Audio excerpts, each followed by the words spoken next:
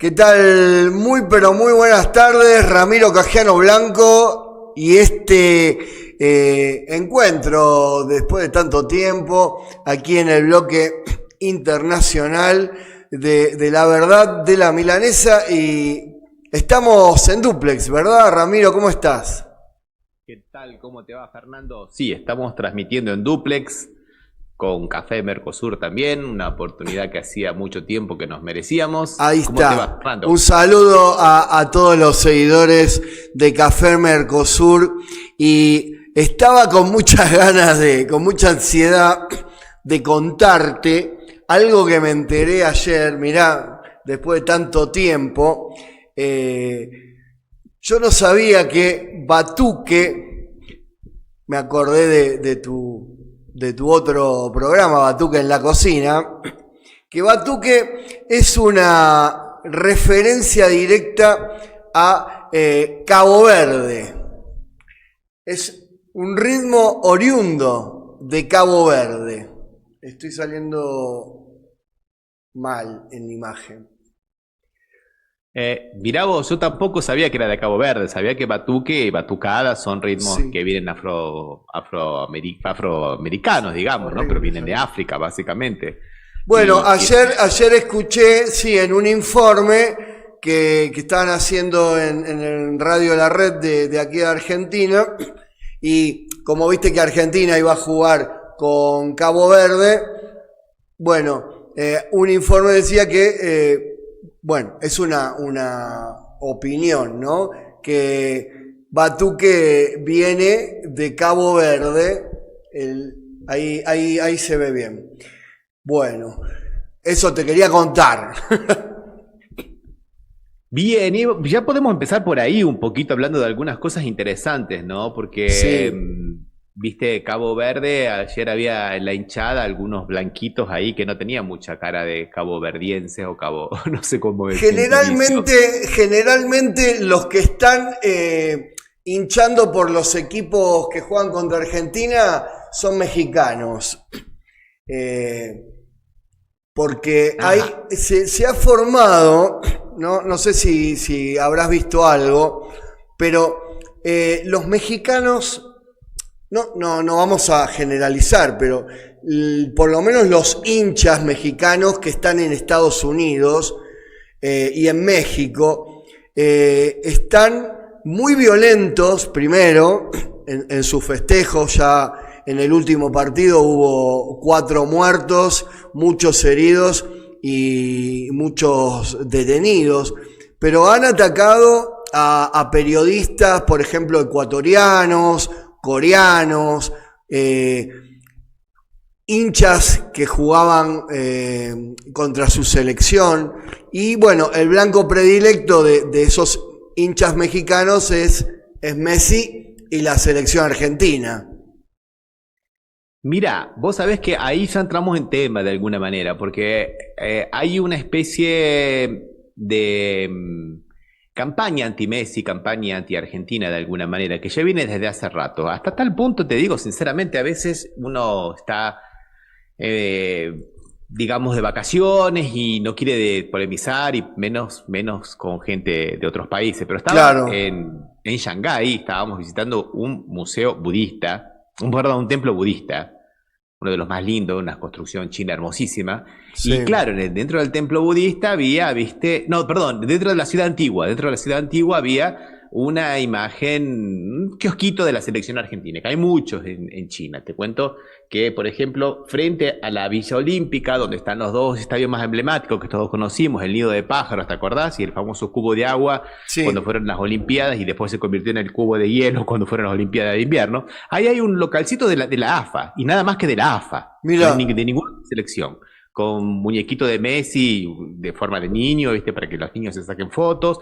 O sea que hay mucha promoción de la selección argentina en China. Y había dos gallegas, dos viejas de mierda, para decirlo con todas las palabras, viejas gorilas, que seguramente eran de Madrid por el acento.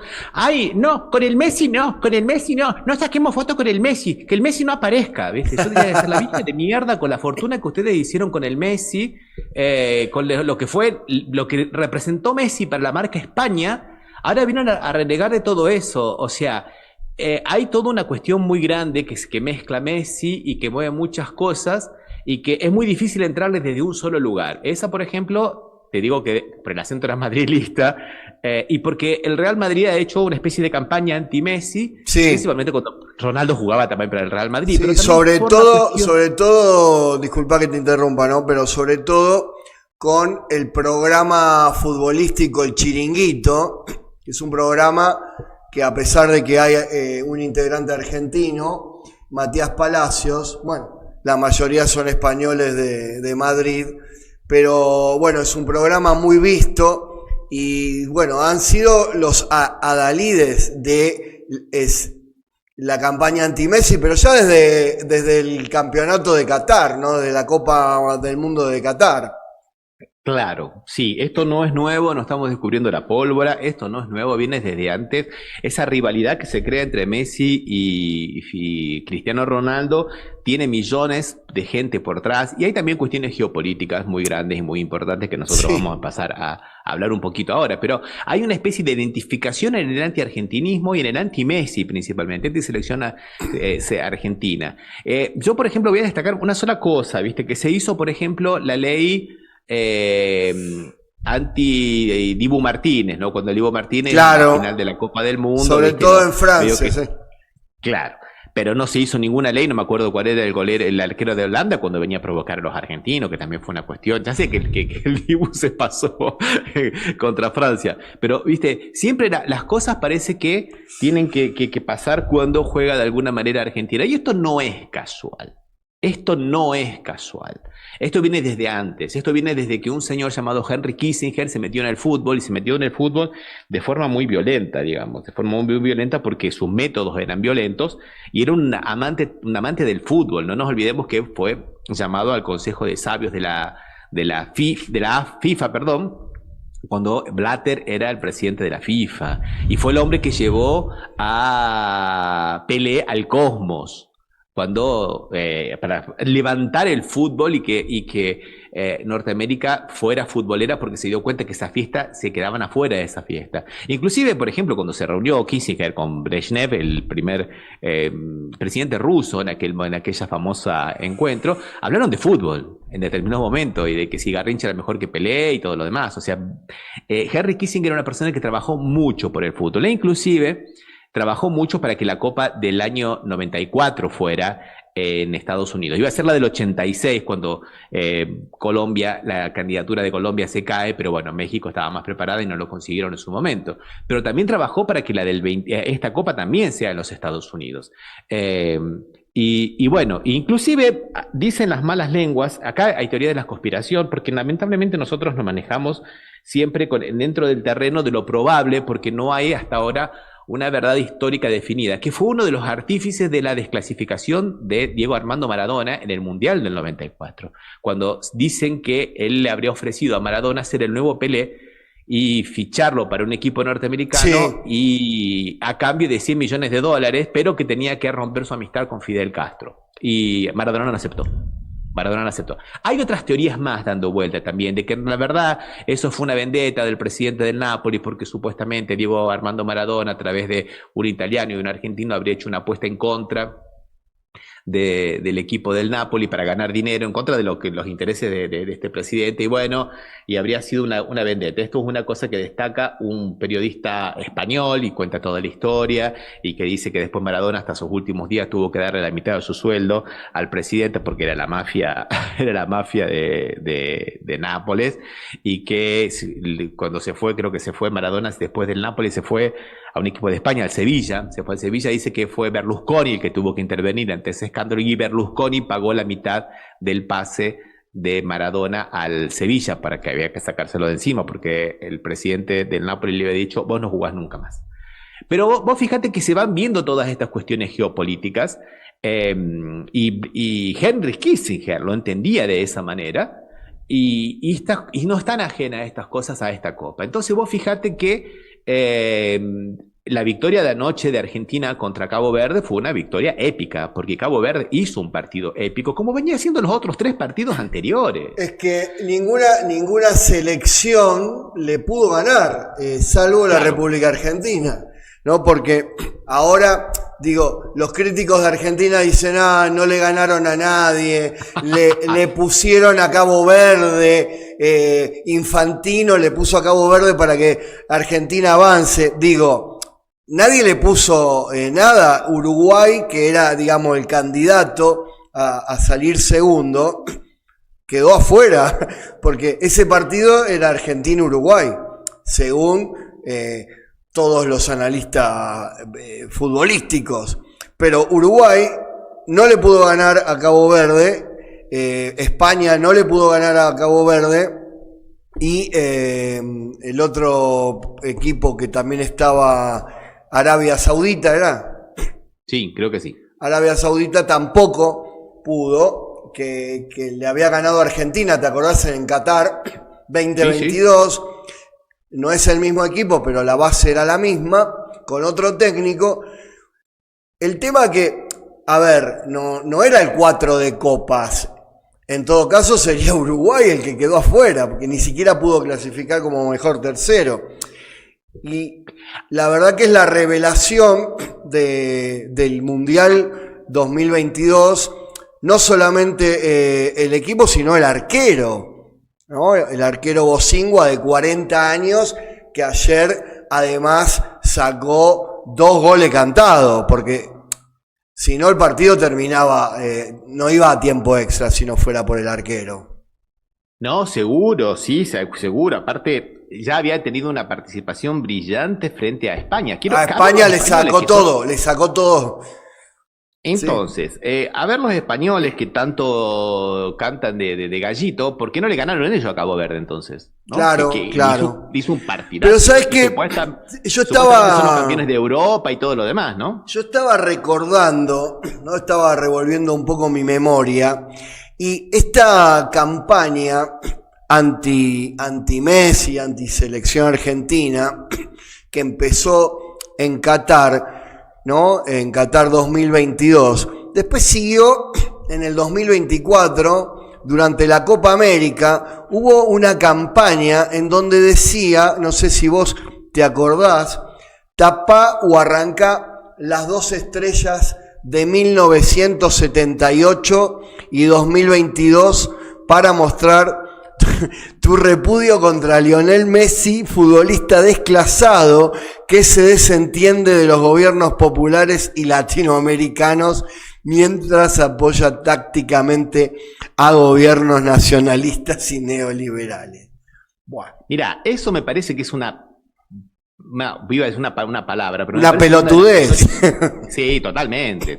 Acá nosotros estamos venerando a Cruyff porque no vino a jugar el Mundial 78, pero Cruyff formó parte, junto con Beckenbauer y con Pelé, de lo que era la troika que armó Henry Kissinger para popularizar el deporte en Estados Unidos. Y nadie le dijo que se había asociado a un apadrinador de las dictaduras, porque Henry Kissinger fue eso, fue un apadrinador de todas las dictaduras del mundo, y fue uno de los tipos que más mal ha hecho al tercer mundo. Nadie le dice nada. No, a Cruyff, no, mirá qué patriota. Claro. No vino a jugar en 78 por los derechos humanos, y se fue a los Estados Unidos, a jugar, a venderse el alma por los Estados Unidos. Son jugadores de fútbol. Le estamos pidiendo a Messi que tenga una conciencia que los propios compañeros peronistas muchas veces no tienen, que están metidos en una interna mientras están entregando el país. Y queremos que Messi, que es un jugador de fútbol, que tiene sus negocios, que lee la prensa norteamericana y que le llegan, que él tenga una visión que no la tuvo Maradona en su momento. Pero mirá hasta qué la punto... realidad a Maradona. Maradona se construye, es todo un proceso que se va construyendo el Maradona que adoramos. Sí. Pero cuidado, Maradona no es que era brillante desde siempre. Maradona también tuvo sus momentos, digamos, de debilidades geopolíticas, como es lógico y es normal. Nadie es esencialmente bueno o esencialmente malo, es fruto de un momento histórico. Ese mismo Messi que le fue a dar un abrazo a Donald Trump, fue el mismo Messi que se sacó fotos con Estela de Carlotto y que estuvo en la participación de la campaña por la búsqueda de los nietos desaparecidos hace 15 años atrás. Sí, y además también, en su momento salió fotografiado junto a Cristina Fernández de Kirchner, le dio la mano. Me estaba acordando, ahora se me fue. Pero sí, toda esta mezcla, que yo, Diego también coqueteó con los árabes. dirigió en Sinaloa a un equipo de narcotraficantes, pero bueno, qué sé yo. Es verdad lo que vos decís, le piden a un jugador de fútbol, en este caso Messi, que se plante frente a quién, a Trump, cuando fue a visitarlo, si él está jugando en un equipo, recordemos, esto ya lo dijimos en su momento, que el dueño del Inter de Miami es el anticastrista más grande del mundo, ¿no? Más el cubano. Sí, por eso, Fernando, me parece muy interesante. Y me causó mucha gracia ayer, estaba David Beckham en el estadio, que lo fue a ver a Messi, bueno, también es el estadio de su club, él es el dueño, y la hinchada argentina le empezó a cantar El que nos salta es un inglés, y se cagaba de risa Beckham, ¿no? No, me parece interesantísimo.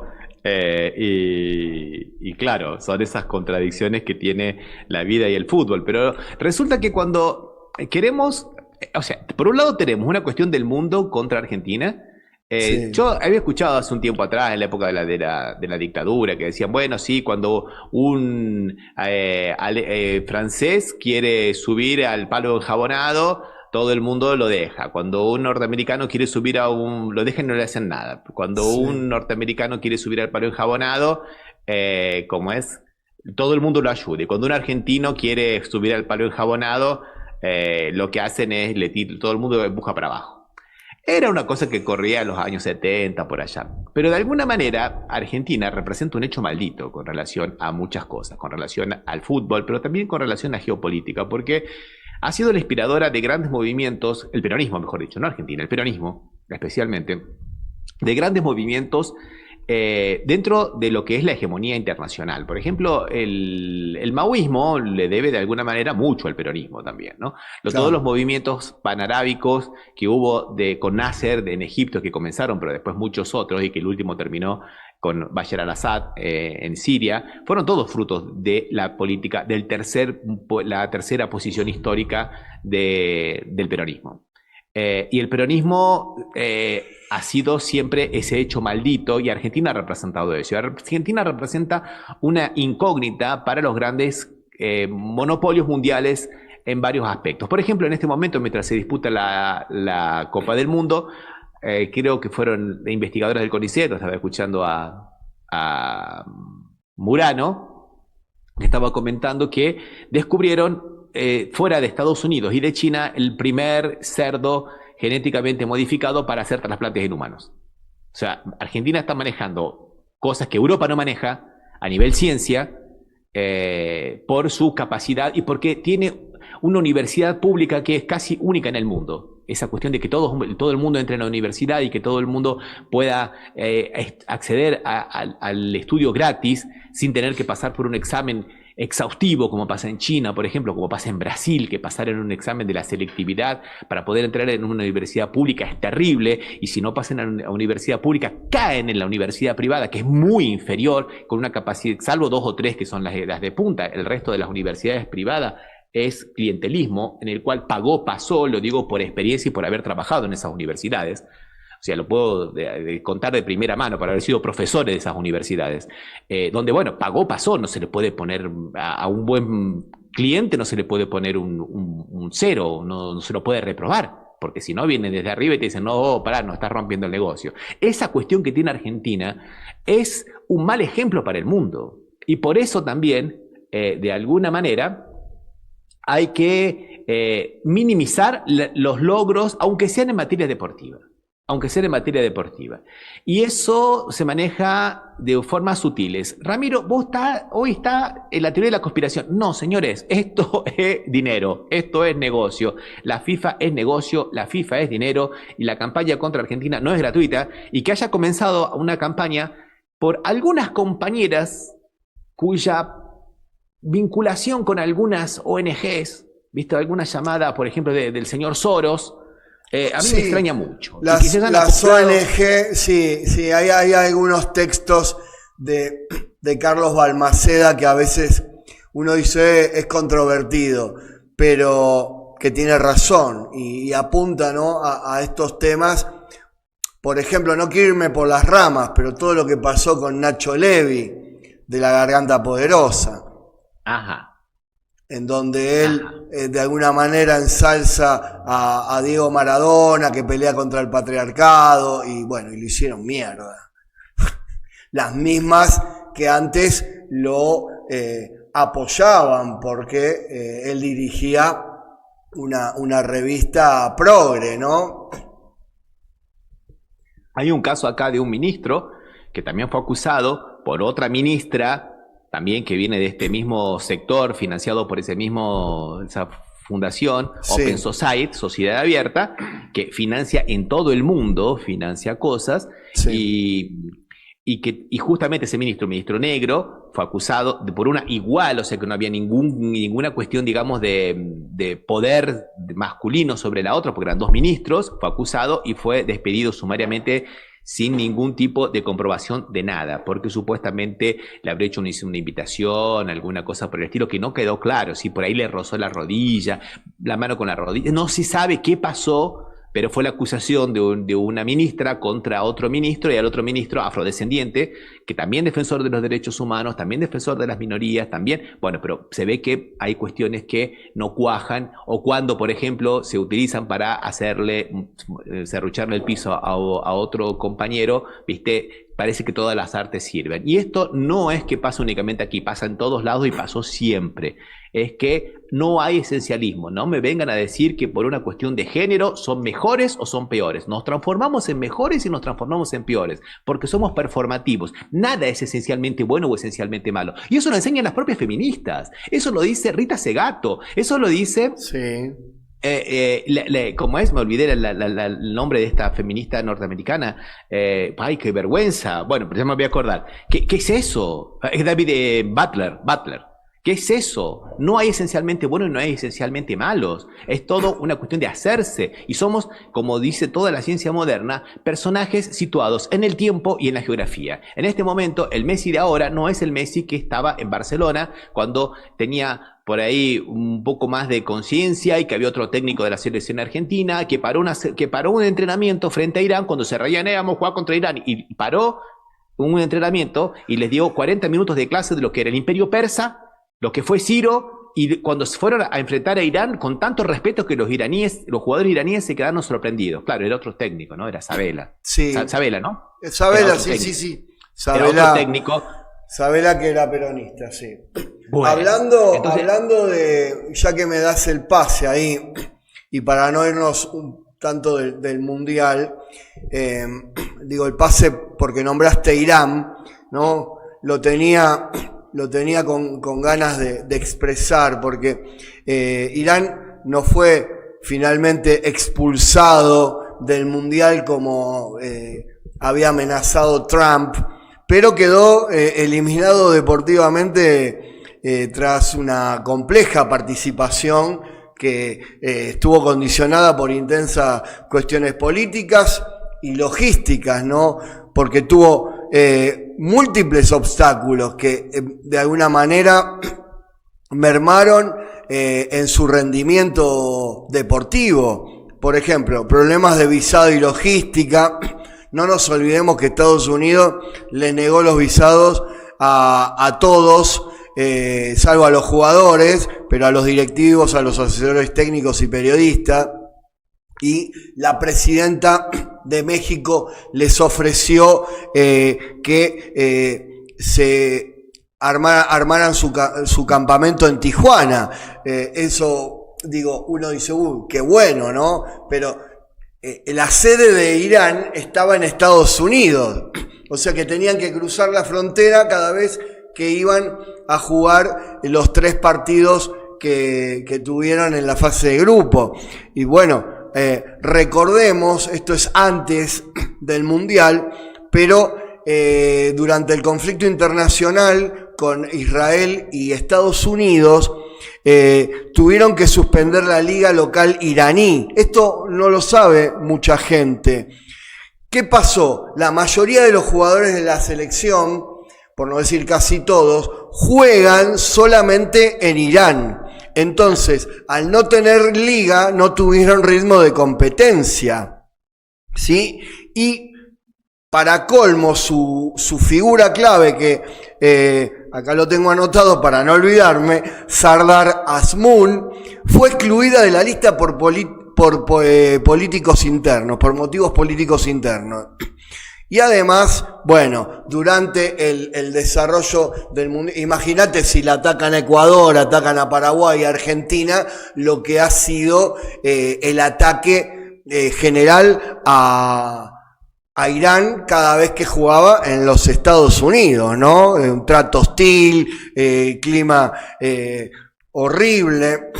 En una conferencia de prensa, su capitán Mejid Taremi, el goleador, calificó la experiencia como desastrosa. Y así como para cerrar, Irán, cada vez que cruzaban la frontera, los tenían entre 6 y 8 horas, Ramiro, para poder entrar al país. Sumale sumale todas las otras cosas que le hicieron a través dentro del campo. Sí. Porque eso diciendo extracampo, pero y además, claro, si vamos al tema futbolístico, cómo queda eliminada, bueno, podemos decir que fue un robo. El problema es que, claro, fue un robo porque le anularon goles mal anulados y además, ya si vamos a hablar bien de Cabo Verde, que había salido en la fase de grupos invicta con 3 empates. Irán también salió invicto. Y nadie habla de Irán. Irán tuvo una participación fantástica. Sí. Y nadie habla de Irán. ¿Viste? O sea, está bien, no pasó de fase, no jugó contra Argentina o contra un gran equipo con el cual le ha hecho un gran... Pero bueno, pero si ya hablábamos de Cabo Verde anteriormente, porque le había empatado a España y lo demás, ¿por qué no hablamos de Irán, que también tuvo una participación notable? Pero no, de Irán mejor, lo borramos. Pero bueno, ¿qué vamos a esperar si el presidente actual de la FIFA, Fantino, inventa el nombre de premio FIFA de la paz y se lo entrega a Donald Trump? Pero déjame de joder. Decime por qué Rusia no está jugando el Mundial. ¿Por qué Bielorrusia no está jugando el Mundial? ¿Por qué Israel podría haber participado, haber clasificado, lógicamente, y excluyen a Rusia y a Bielorrusia? Las excluyen de la FIFA, las suspenden, digamos. ¿Por qué? ¿Cuál es la situación diferente de un país que agrede a otro? ¿Por qué Estados Unidos está participando? Si Estados Unidos atacó militarmente a Irán junto con Israel. Sí. No lo invadió. Pero vos fíjate que justo cuando Irán va a jugar su último partido contra Egipto, el que le roban, Estados Unidos lanza sus ataques contra Irán y viola el alto el fuego que habían arreglado. ¿Entendés? Y Irán queda fuera del Mundial por una mano negra. Mucha gente puede estar pensando en este momento que estamos dos viejos divagando, viendo fantasmas donde no hay, de que esto no existe. Señores y señoras, el fútbol siempre ha manejado cuestiones geopolíticas. No, totalmente, Argentina sí. Nunca no nos olvidemos, pero no nos olvidemos, ya lo hablamos esto varias veces, Mussolini en el 34 y en el 38. Se llevó 4 jugadores argentinos y uno brasilero para armar la selección. Obvio, y en el 30, en el famoso primer mundial, que los uruguayos dicen que es el tercero, el primer mundial de 1930, Mussolini hizo campaña en Europa para que no vengan los equipos a jugarlo, y solo compitieron 13. O sea, el mundial 1930... compitieron 13 equipos del mundo por la campaña porque Mussolini quería que el Mundial del 30 se haga en Italia, cosa que logró en el 34, ¿no? Y Italia ganó el 34 y el 38 en pleno ascenso del nazismo. Después, bueno, Alemania no pudo ganar un mundial porque que estábamos en guerra, entonces no hubo mundiales. Y ya en 1950, Alemania, la selección deportiva, escuchá esto, así como decimos una cosa, también decimos la otra. Los deportistas no pudieron participar del Mundial del 50 ni de las Olimpiadas de 1948, de los Juegos Olímpicos, porque eran alemanes. Como los rusos en este momento no pueden participar. Como los rusos no pueden participar no solamente en el Mundial, ya van 2 mundiales que están afuera, sino que no pueden participar en ninguna competencia deportiva internacional con la bandera. Bueno, ahora parece que pueden participar en categorías amateur. La FIFA, el Comité Olímpico Internacional ha permitido que cada vez participen en más, y parece que ahora la FIFA permitía que participen en competiciones de las inferiores o los amateurs, alguna cosa. Están empezando, porque también hay un gran mercado por el lado ruso, viste, que no se lo quieren perder. Pero vos fíjate, yo no me acuerdo si era Monti o alguno de los 4 convocados por la selección de Mussolini, que comentaban que cuando estaban jugando la final en Uruguay en 1930, entraron de la policía de Uruguay y le dijo: ustedes pierden o salen muertos de acá. Y Argentina, que iba ganando 2-0, termina perdiendo 4-2. No sé si él lo cuenta de esa manera, ¿viste? Pero después dice que 4 años después, cuando estaba justamente antes del partido, llegó, creo que Mussolini o alguien mandado por Mussolini, no recuerdo bien la anécdota, y le dijo: bueno, si ustedes no ganan, de acá sale muerto. ¿Sí? Hace 4 años nos mataban si ganábamos, y ahora nos matan si no ganamos, ¿viste? O sea que hasta qué punto se van tejiendo estas cuestiones. Bueno, y también ya que estamos hablando de ese tipo de cosas, Henry Kissinger fue a visitar el vestuario de Perú cuando Argentina le ganó 6-0 a Perú. Fue a felicitarlo y todo lo demás. Y los peruanos dicen: pero ¿cómo vienen al nuestro vestuario? Tenéis que ir al vestuario de Argentina a desearle un buen partido, ¿no? ¿Qué pasó acá? Y supuestamente dicen que habrían presionado, Henry Kissinger había presionado a políticos peruanos, que políticos peruanos habrían presionado al técnico de Perú para que entregase el partido y Argentina fuera campeón del mundo, porque había que saquear la Argentina, lógicamente, no porque a Kissinger le gustara a Argentina, todo lo contrario. Kissinger tenía su negocio con Brasil y con João Havelange. Esa era la cuestión, que era en su momento el brasilero que presidía la FIFA. Pero bueno, en ese momento le convenía que Videla, que tenía apenas 2 años de gestión, y que tuviera esa alegría para poder, por bajo del poncho, seguir saqueando toda la Argentina y destruyendo toda la experiencia de Argentina. No nos olvidemos que una de las primeras cosas que hizo, por ejemplo, el gobierno de la dictadura militar fue terminar con IME, con las industrias mecánicas del Estado, que fabricaban el rastrojero, que era el vehículo más vendido y que se exportaba, y para favorecer a las empresas, a la Ford y a la Chevrolet, que fabricaban las pick-up y que no podían competir en ventas con el rastrojero, por ejemplo. Sí. O sea, hay acá todo un negocio de un cipallaje, de entregar el país, y el fútbol, claro que el fútbol entra en todo esto. Claro que el fútbol entra en todo esto.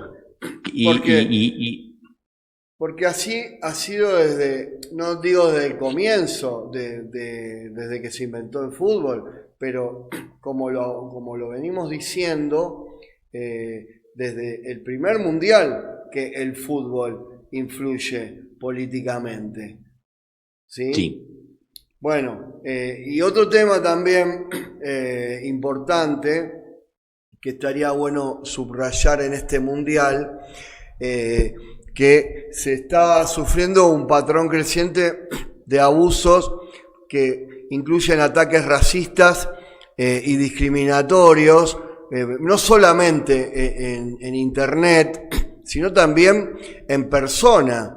Esto lo afirmó el sábado pasado el Sindicato Mundial de Futbolistas, que es el FISPRO, y este sindicato tiene mucho que ver con todo lo que hizo Diego Armando Maradona en su momento, ¿no? Y exigió que se tomen medidas urgentes, ¿sí? Ahora ya estamos en octavos de final y la FIPRO ha pedido una acción colectiva para que protejan a los jugadores de los crecientes abusos relacionados con el escrutinio de la prensa, ¿no? Y las repercusiones de estos partidos a medida de los equipos que van quedando eliminados. Mirá, no me acuerdo qué selección era de África que sufrieron un trato vejatorio, 6 horas de examen con perros y todo. Kazajistán. ¿Cuál? Kazajistán es la que... Pero había otra de África. Kazajistán puede haber sido que haya pasado. Bueno, Kazajistán también. lo vi yo en vivo por ESPN. O sea, y Ajá. encima ESPN lo mostraba, ¿no? Como una cuestión futbolística. ESPN es de Disney. Sí, sí. Le sacaron todos los bolsos, ¿no? Y el director técnico es ahora no me acuerdo el apellido, pero un ex jugador de fútbol italiano, ¿no? Se tuvieron que comer entre 6 y 8 horas de revisación, ¿no? Porque claro, como están muy cerca de Rusia. Y porque forman parte de la comunidad económica asiática también. Claro, ¿viste? claro. Pero creo que fue la de Senegal más, que también pasó lo mismo. Y de Uruguay. La de Senegal, exactamente. Después salieron a desmentir, dijeron que eran, bueno, que era la requisa era normal, mentira. Los mandaron a que se desdijeran. Cuando llegaron, los humillaron. Y a lo mismo que al Uruguay de Bielsa, para decirlo con todas las letras, Bielsa, el hombre que se opone a todo este circo de la FIFA y que lo viene denunciando, sí. Le hicieron la vida imposible. Lo tuvieron horas también con perros como si fueran, viste, criminales, a los jugadores profesionales. O sea, sí. Es absurdo. Esto que está pasando en esta Copa es absurdo. Y hoy estoy muy contento porque Marruecos ha dejado afuera a Canadá. A uno de los organizadores. Claro, uno de los organizadores. El primer organizador afuera, 3-0 perdió. Exactamente. ¿Sabés qué fue el partido más violento? Yo estaba viendo el primer tiempo antes de empezar el programa, después venía en el auto escuchando. Fue el partido más violento del Mundial hasta ahora. Por la cantidad. Ya en el primer tiempo había 6 amarillas. Se dieron como en la guerra. Y bueno, después lo liquidó Marruecos, obviamente, futbolísticamente superior. Tiene a una estrella que es el mejor lateral derecho del mundo, que es Hakimi, campeón de la Champions con el PSG. Bueno, así que afuera Canadá. Afuera Canadá. Y yo estoy muy contento que quedaran afuera muchos europeos, a ver si se les baja un poquito el copete de pensar que ellos son los dueños del fútbol y que el mundial es la Eurocopa con Argentina y Brasil. Ahí están, afuera, Alemania afuera. Bueno, recordemos la frase esa que dijo Mbappé, que bueno, el fútbol europeo es muy superior al sudamericano, ¿te acordás? ¿Para qué comparar esas cosas? ¿Viste? ¿Qué vamos a comparar? Ahora hasta el africano puede ser hasta superior. Ahí vamos a hablar del racismo, ¿no? Porque cuando la selección argentina cantaba que eran todo africano, pero con pasaporte francés, y que salió Macron, no, son racistas. Racista.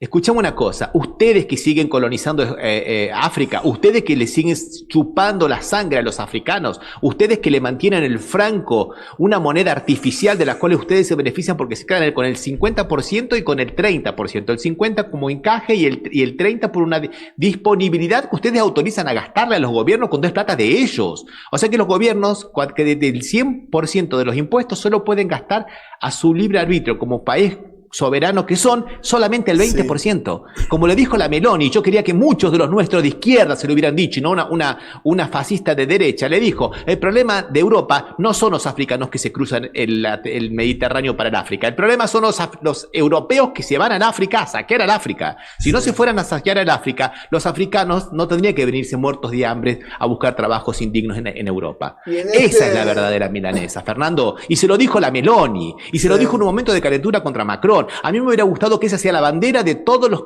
progresismos europeos, ¿entendés? Y de los nuestros, que son la mayoría colonizados afrancesados todavía, que todo lo que dice Francia, no, ay, es Francia, ay, Macron es progresista, Macron es un neoliberal, Macron es un hijo de remil, eso. No, y es un hombre de la banca Rothschild. al cual le dan todas las semanas instrucciones. Dejémonos de joder con ese francesamiento que tenemos. ¿De dónde sacamos que somos europeos? Pensémonos, como decía Kush, desde América Latina. Tengamos categorías propias. Pensémonos a partir de nosotros y dejemos de verlos de afuera. No, no tenemos negro en la selección argentina, pero tampoco tenemos blanco. Somos mestizos.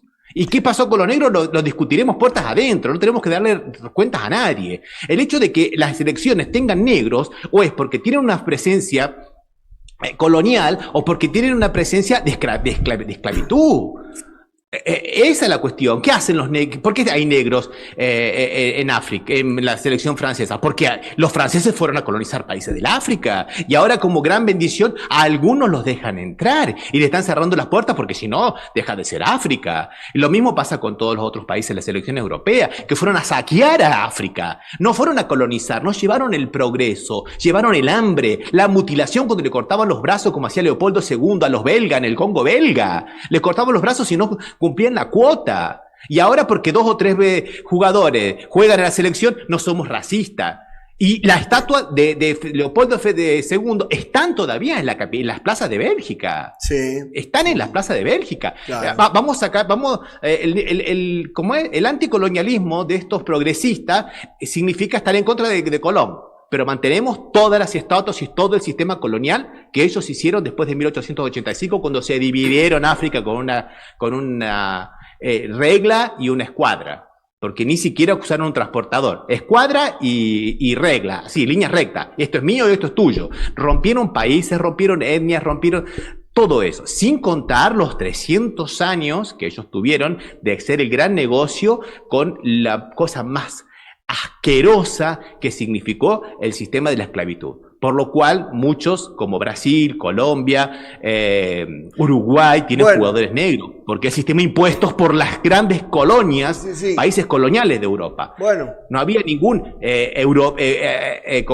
rioplatense que importara negros. No, lo hacían las grandes compañías inglesas, holandesas y portuguesas de la triangulación de esclavitud. Y muchas pasaban por Cabo Verde. Claro. Casi todas. Por Cabo Verde. Exactamente. Y por Guinea y por todo lo demás. Guinea y Cabo Verde, claro. Cuando ellos ponen jugadores negros, no están así, no es porque no son racistas, es porque son esencialmente racistas. Ahora lo que sí tenemos que subrayar que en este mundial se empezó a dar vuelta a la tortilla, porque hay muchos jugadores que están jugando en Europa, que son de origen africanos, que han vuelto a su selección de origen. O, por ejemplo, nacidos en Europa, de origen africano, ¿no? Que, por ejemplo, Riyad Mahrez, ¿no? La estrella de Argelia, él nació en Francia, pero sus padres son argelinos y él eligió jugar en Argelia. Lo mismo que Rayan Nuri, que también nació en Francia y juega para Argelia. Mira, Marruecos tiene a Ziyech, que nació en Países Bajos, como Mazraoui, y Brahim Díaz nació en España. Ellos 3 juegan para Marruecos. Nigeria, Ademola Lookman, nació en Inglaterra. Y Alex Iwobi jugó en la selección inglesa en la categoría juvenil, pero eligieron jugar para Nigeria, que casualmente quedó afuera del Mundial. También tenemos en Senegal los casos de Koulibaly y Mendy, que no solo nacieron, sino que también se formaron en Francia futbolísticamente y eligieron Senegal. En Ghana tenemos a 2 hermanitos, los Williams, que Iñaki nació en España pero juega para Ghana, y Nico eligió España. Uno dice, es más inteligente, ¿no? Pero bueno, es el caso más emblemático de quiebre familiar. Y por ejemplo, la mayoría de los jugadores de Curazao son holandeses, ahora Países Bajos, ¿no? Como que se está dando vuelta, ¿no? Lo que pasó en Qatar. ¿Te acordás que, por ejemplo, Francia tenía 9 jugadores que eran de origen africano? que lo sigue teniendo, ¿no? El único es Francia, el único sigue siendo Francia. Me parece muy bueno esto que está ocurriendo, que estás comentando, Fernando. Me parece muy, pero muy bueno. Me parece hasta interesantísimo porque también de alguna manera hemos visto que muchas selecciones de África, no como antiguamente que era Nigeria prácticamente, están de alguna manera, viste, mostrando fuerza de un fútbol diferente. Y está muy bien que sea así, está muy, pero muy bien. Y quiero no olvidarme, ¿no? del gran Salvador Vilardo, técnico campeón en 1986 con Argentina y subcampeón en el 90, que nos robaron, cuando él predijo hace muchos años que la sangre africana iba a dominar el fútbol. Todavía no es así, pero ya recorre las principales ligas de Europa. Porque los grandes jugadores de Europa, por ejemplo, son africanos o de origen africano.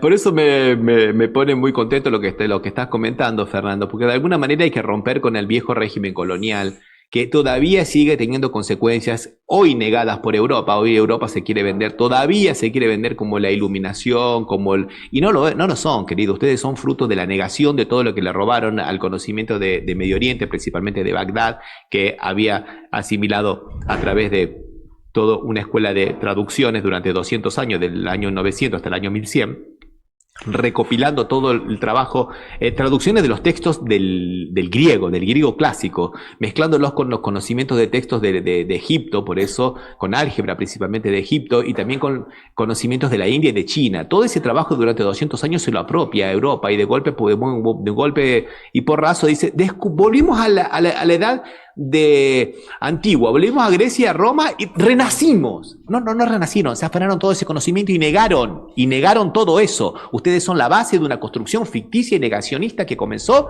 en el supuesto renacimiento. Y la hegemonía mundial del occidente es un evento nada más ni nada menos que de la Revolución Industrial de 1769, sí, que comenzó en Inglaterra. Y nada más, de ahí hasta ahí Europa era una cagada. Así de simple. Y si no hubiera sido por Portugal y por España, que se encontraron con un continente lleno de petro, de oro y plata para saquear, estarían todavía en la ruina.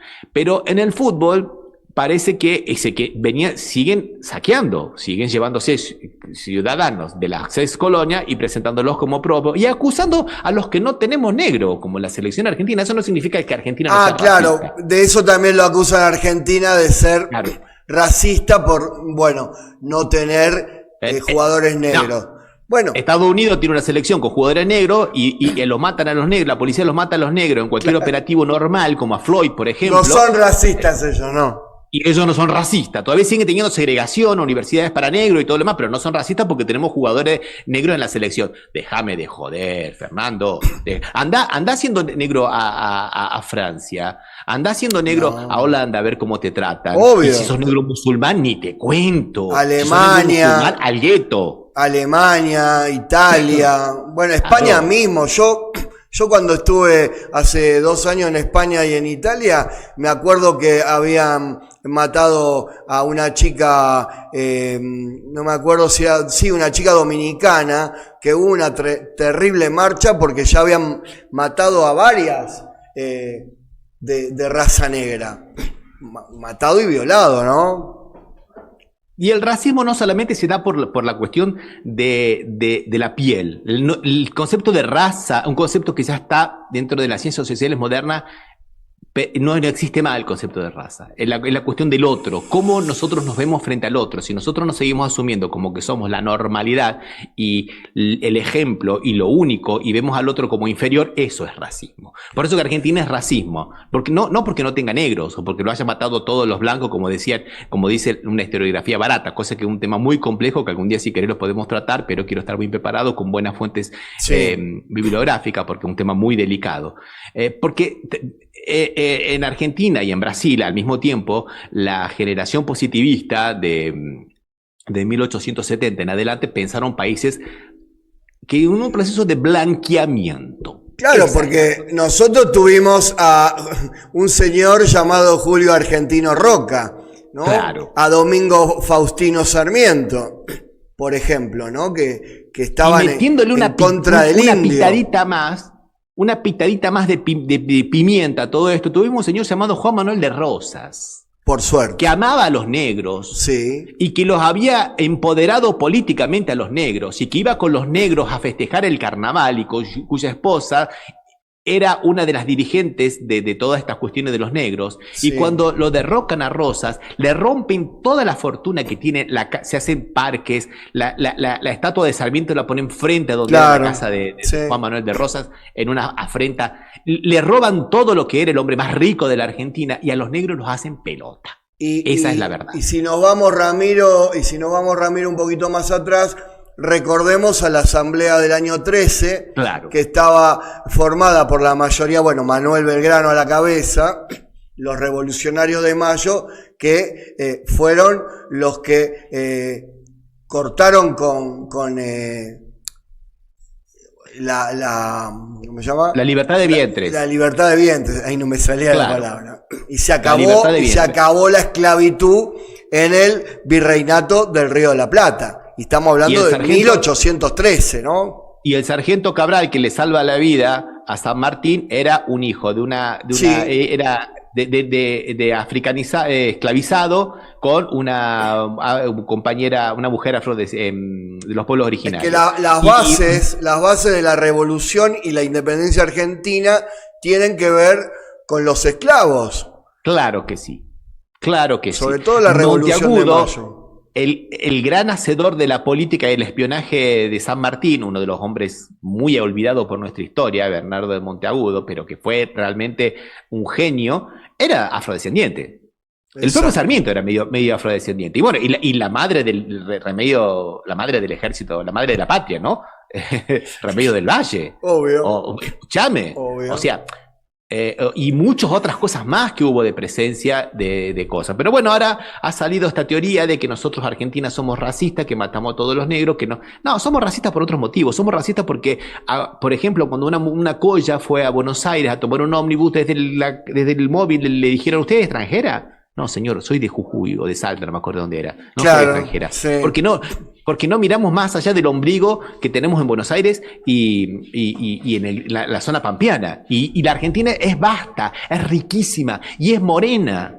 Además de rubia con lo que le habla. Es morena. Mi abuela era casi negra, Fernando. O sea, dejémonos de joder con la Argentina blanca. ¿Y por qué tiene que ser blanca? ¿Y por qué no tiene que ser blanca? Somos lo que somos y está bien. Y veamos qué hacemos con lo que tenemos. Tratemos de no ser racistas, de discriminar al otro, de no discriminar por la forma en que viste, por la forma en que habla, por el color de la piel. Eso es realmente una actividad. Y no estar, ay, somos racistas porque no tenemos negro en la selección. Eso es una pelotudez. Eso es pereza intelectual. Es no pensar más allá de las causas mínimas, de las primeras cosas. O sea, es un tema complejo, como yo te decía, pero que está siendo muy manipulado en una sociedad que cada vez piensa menos. Así es. Bueno, nos hemos pasado unos cuantos minutos de nuestro tiempo. Digo, para cerrar, el próximo mundial se hace en Europa, pero en 3 países, Europa y África. Así que quiero ver cómo lo van a manejar, porque tenemos España, Portugal y Marruecos, ¿no? Así que bueno, veremos. Mediterráneo, digamos. Sí, nací en el Mediterráneo. Bueno, no llega hasta Algeciras, pero bueno. Y de alguna manera, te digo sinceramente, a mí me simpatiza la selección de Marruecos, juega muy bien y todo lo demás, pero geopolíticamente no me gusta mucho porque es un proyecto muy aliado a los imperios y a los Estados Unidos y a algunos otros sectores que no nos gustan para nada. Está bien cerquita de la OTAN, Marruecos. Demasiado cerquita de la OTAN, demasiado cerquita para mi gusto, y de algunos otros sectores geopolíticos que no me gustan nada, pero bueno, al fútbol por lo menos juegan bien, y eso, las otras cuestiones. No, bueno, obviamente que antes que Inglaterra preferimos a Marruecos. Seguramente. Mil veces a Marruecos, claro que sí. Bueno, cualquiera. Aquí ya están mis amigos, vení, así te presento. mi amigo el Pulpo Alvarado, que, a ver, abrime un poco la cámara. Acércate. Ahí está, ahí estamos. Pero no me lo saques a Ramiro. Ya se viene Pulso de Rock, que es un programa que también, así como La Verdad de la Milanesa, no solo habla de rock, sino también habla mucho de política. Y bueno, el tema del racismo es un tema que a menudo aparece, ¿verdad, Pulpo? Hola, ¿cómo estás? ¿Cómo estás, hermano? Ramiro, Pulpo, Ramiro. ¿Cómo estás, ¿Qué Ramiro? tal, Pulpo? Un gustazo. Igualmente, hermano. Sí, acá en Jujuy sufrimos mucho el tema del racismo, justamente, digamos, un tema muy serio acá, y para nosotros, digamos, ir a otras provincias también, de alguna forma, sentimos esa diferencia también. Mirá, Pulpo, a vos que te gusta el rock, te voy a contar una historia cortísima porque ya sé que siguen ustedes. Yo viví en Santiago del Estero en 1981 y había una banda de rock pesado que se llamaba Arimán. No sé si se conseguirá alguna cosa, muchos músicos todavía siguen tocando desde esa época. Era una banda excelente, Animal. una banda Animal. que te dio... Animal. Ariman, es un dios persa, es A-H, Riman, Ariman. Era una banda excelente y a todo el mundo, cuando iba a tocar, que los llevaban a festivales principalmente, no tanto en Buenos Aires, porque fueron pocas veces a Buenos Aires, pero les daba mucho tocar a Santa Fe y a otros lugares del interior del país y quedaban sorprendidos. Pero ¿cómo en Santiago del Estero hacen rock? ¿Y cómo no? Decían. Claro, ¿Por qué no? claro. ¿Cómo Exacto. puede ser que hagan rock en Santiago del Estero? Y así ¿Vos funciona, sabés que se así funciona. Claro, ¿cómo? Pasa que- Hay rock en Jujuy, dicen. Pasa ¿no? que por ahí, digamos, venimos de épocas que no están muy acostumbrados, no tienen la conciencia de saber que fuimos invadidos, digamos, hablando desde Claro. ahí. Entonces tratan de un poco minimizar o, no sé si minimizar, sino aplacar un poco el morochaje, y el morochaje es, digamos, el inicio de lo que vendría a ser nuestra tierra acá, o sea, el argentino en realidad, más en ese color mestizo, digamos, por decirlo así. Ujú.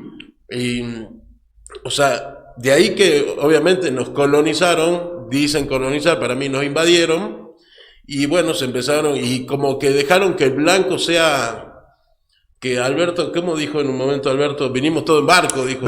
Claro, los La argentinos famosa frase descendimos de- todos de los barcos. Y se Claro, equivocó porque... Esa es una frase de Lito Nevia, en realidad, de Claro. un long play de Lito Nevia, que era Es- venimos de los barcos, cuando se buscaba alguna identidad, y Lito Nevia después se desdijo y se arrepintió muchísimo, Claro. y dijo, no, la verdad que me equivoqué, no tenía que haber dicho eso, pero se olvidaron de avisarle a Alberto Fernández. Claro, y bueno, Alberto siempre colgado. Claro. No, Bueno, igual- es verdad que los argentinos, una parte vienen de los barcos, Claro. pero la Claro. otra mitad del país es descendiente de los originarios americanos. Incluso algunos que han venido de China vía Perú también.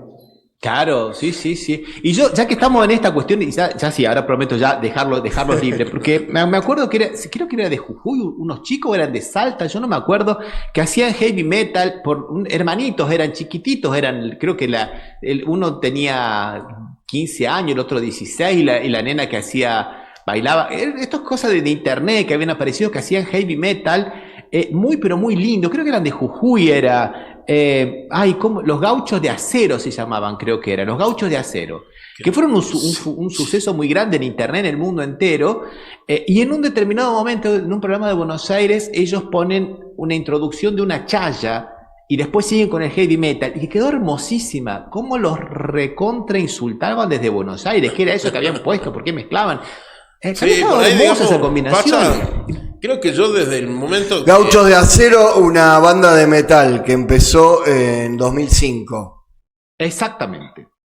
Creo yo que con todo este tema de la tecnología, esta parte, digamos, que empezamos a mezclar culturas occidentales, bueno, la mezcolanza de culturas Salteños, perdón, son salteños. que tenemos acá en el norte de Argentina, o en la misma Argentina, digamos, empezó a aceptarse más desde el momento que la tecnología nos permitió leer un poco más sin tener que ir caminando hasta la biblioteca a agarrar un libro. O sea, Claro. el acceso a internet y a otras culturas ahora es más rápido y la lectura se presta para eso. En el caso de las personas que leemos, que vale aclarar eso, pero de otra forma también las culturas se van mezclando. Hablaba justamente con una amiga que es licenciada en Relaciones Internacionales, que ella me dice que los chicos también están, digamos, como introduciéndose en esto por medio de TikTok, hablar de historia, de todas esas cuestiones culturales que abren, digamos, un abanico de posibilidades donde todos mezclamos la cultura entre todos, que tiene algo que ver con la globalización dentro de la misma, el tema de Internet, ¿no? O sea, Internet que nos mezcla, nos hace ver costumbres de otros lugares, como hoy en día, por ejemplo, con el Mundial, ve todo el mundo por las redes sociales, en todas partes dan vuelta. ¿Qué decía yo ayer? Hablaba con mis hijos, estamos viendo el Mundial y vemos cómo de otras hinchadas ahora salen locos a gritar. Ah, sí. Bueno, La hinchada japonesa canta las marcha. Canciones argentinas. Bueno. Tiene todas las canciones de la hinchada argentina en japonés. Eso es parte del Internet, digamos. O sea, Claro. de repente se sienten habilitados todos a vivir esa pasión, se contagian la pasión mezclada entre argentinos y bueno, otros países también que entraron a nuestro país. En su momento terminamos siendo unas personas tan apasionadas, digamos. Y que esa pasión se contagió por medio de internet a otros lugares y ahora van hinchadas, hacen locuras, todos los hinchas ahí dando su show, digamos, que no se veía antes. Y aprovechando esto que estás diciendo, Pulpo, que es tan interesante de cómo las redes sociales, siempre hablamos de las limitaciones, pero también tenemos que hablar a veces de las aperturas. Yo quería invitar a que escuchen en YouTube una banda santiagueña que mezcla chacarera con heavy metal, que se llama Raza Trunca con K, y me parece de lo mejor que he escuchado en los últimos tiempos. Bueno, está bien, hay muchas cosas muy buenas, ¿no? Pero digo, con heavy metal me parece que ha sido una de las cosas más logradas que hubo. Claro que me gusta mucho Milo J y muchas otras cosas Claro. más, pero creo que dentro del heavy metal que hayan mezclado folclore con heavy metal, esta banda Raza Trunca con K, a mí me ha gustado mucho. No sé si la conocéis, si no invitó. No conocía tu costado heavy metal, Ramiro. Y yo digamos que nací bueno, con esto cerramos. Yo nací al rock cuando tenía 9 años y me hacían que llevara escondida la botella de vino adentro del estadio del Cosquín. Los amigos de mi hermana, porque no podían entrar con bebida alcohólica. Y como yo tenía 9 años, entraba con el bolsito de Adidas, con las botellas de vino para los amigos de mi hermana, al festival de Cosquín Rock, ya en el 76, 77 creo que era. Claro. Entonces ahí, digamos, de ahí en más, uno ha crecido con el rock en las venas. Qué lindo. Bueno, ha sido un interesante cruce entre Café Mercosur desde San Pablo, Brasil, La Verdad de la Milanesa y bueno, y Pulso de Rock aquí desde Jujuy, Argentina, hablando un poquito de no solamente de historia, de política, de rock, de fútbol, bueno, de todo lo que nos gusta. Claro. Un gustazo, Fernando, un gustazo, Pulpo. Bueno.